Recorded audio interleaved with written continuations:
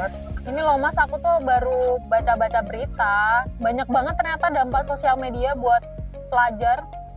Iya toh. Dampaknya seperti apa? Aku mau tahu dong. Nih, diskusi yuk. Yuk, yuk, yuk.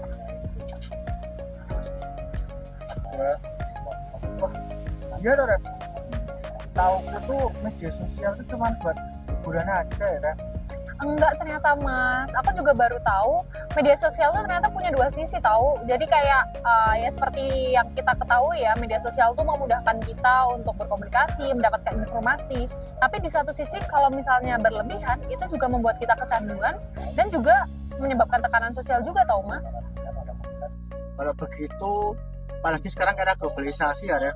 Tentunya dampak media sosial semakin luas dan gimana ya, memudahkan kita untuk interaksi sama siapa saja ya, Ref. Iya betul banget Mas, karena kan ya media sosial itu kan salah satu bentuk globalisasi juga ya, dimana ya memudahkan kita untuk bertemu dengan orang banyak, bahkan di luar negara sekalipun kita juga bisa berkomunikasi gitu Mas. Jadi sebenarnya ini banyak banget sih nanti dampak yang bakal didapatkan dari sosial media ini. Kalau begitu emang dampaknya tuh besar banget sih. Terus kalau dampaknya buat sehari-hari apa, Ref, kira-kira, Ref? Nah aku punya cerita Mas, mau dengerin nggak? Oke, boleh. Dina adalah seorang remaja yang kecanduan media sosial. Ia sering merasa rendah diri karena terjebak di dalamnya. Setiap melihat kehidupan teman-temannya yang tampak sempurna di layar ponsel, dia merasa kecil dan tidak berharga.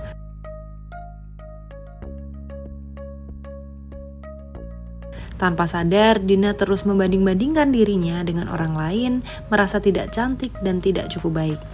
Tekanan untuk menyamai apa yang dia lihat membuatnya tertekan dan tidak bahagia. Lupa bahwa media sosial hanya menampilkan sepenggal cerita, bukan keseluruhan realitas. Lalu juga ada Andi yang kecanduan media sosial. Setiap malam, dia sulit melepaskan diri dari ponselnya, terus menggulir dan membagikan informasi tanpa memeriksa kebenarannya.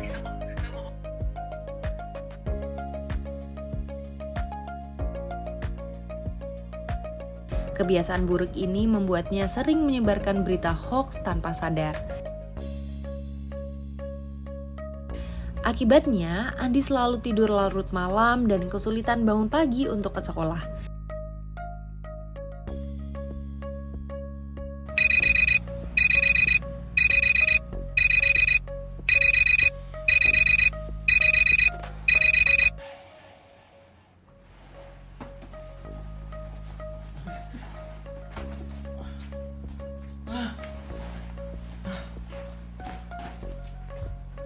Saat di kelas, dia sering mengantuk dan sulit berkonsentrasi pada pelajaran.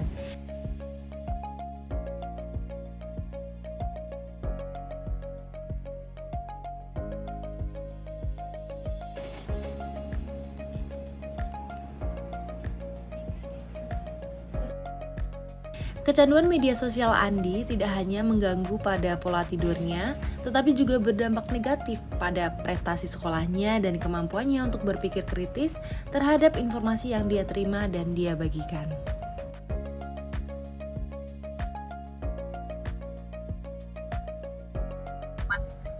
Wah, kasihan banget ya. Kayaknya semua orang pernah ngerasain sih dampak negatif dari media sosial itu. Iya betul. Terus gimana ya, Ref? Biar kita tidak terjebak dari sisi negatif media sosial itu, Ref.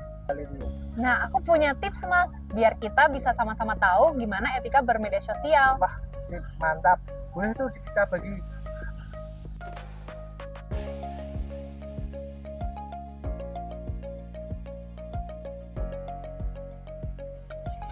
Ada beberapa etika penting yang dapat kita terapkan saat bermedia sosial agar kita bisa mengambil sisi positifnya dan menghindari dampak negatifnya. Yang pertama, berkomunikasilah dengan jujur. Kejujuran itu penting untuk membangun hubungan yang positif dan saling percaya di media sosial. Yang kedua, pastikan informasi yang kita bagikan bermanfaat dan tidak mengandung hoaks.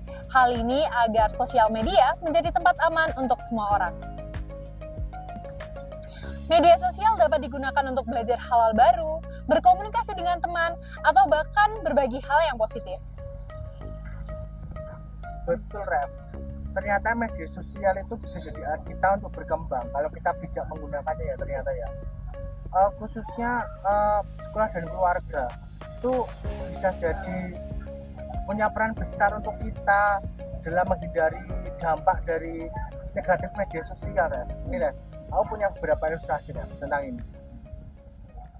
Banyak sekali orang tua yang tidak mengetahui batas usia minimal penggunaan media sosial, sehingga membiarkan anaknya menggunakan media sosial tanpa pengawasan. Padahal, peraturan media sosial dengan tegas menyatakan bahwa usia minimal pengguna yaitu 13 tahun dan wacana pemerintah membatasi anak di bawah umur 17 tahun. Namun, data Kominfo terbaru menyebutkan bahwa setidaknya 30 juta anak dan remaja Indonesia merupakan pengguna internet. Dari hasil survei Asosiasi Penyelenggara Jasa Internet Indonesia, pengguna internet Indonesia didominasi oleh kalangan remaja, yaitu 75,50% berusia 13 hingga 18 tahun. Banyak orang tua mengaku tidak mengawasi anak mereka yang masih di bawah umur. Padahal menurut psikolog, media sosial memiliki dampak negatif bagi anak di bawah umur.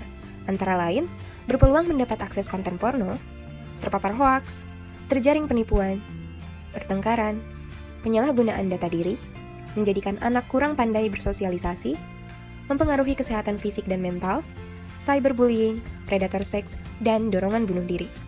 Maka dari itu, sayangilah anak Anda mulai dari sekarang. Cukup dengan meluangkan sedikit waktu, Anda membatasi dan mengawasi mereka. Caranya yaitu, berkomunikasi yang baik dengan anak. Berikan edukasi ringan tentang apa yang boleh dan tidak boleh secara halus dengan pendekatan orang tua. Pantau histori dan konten yang mereka lihat. Terapkan aturan yang adil dengan membuat kesepakatan. Pakai aplikasi parental control. Sering ajak anak bermain aktivitas fisik. Batasi kuota internet. Jadilah teladan mulai dari orang tua sendiri. Ingat, batasi sebelum merugi. Mengawasi adalah peduli. Dengan adanya kampanye atau diskusi tentang bagaimana cara penggunaan media sosial bagi siswa, tentunya itu akan membuat siswa lebih paham tentang bagaimana pemanfaatan media sosial bagi siswa di sekolah.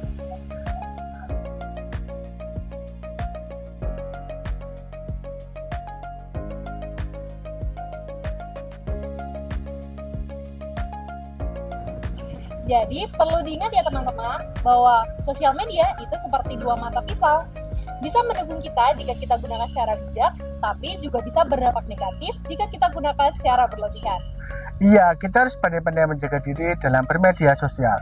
Media sosial bisa menjadi tempat kita belajar, berkembang, dan berteman dengan banyak orang. Tetapi kita harus tetap kontrol penggunaannya agar tidak terkena dampak negatifnya.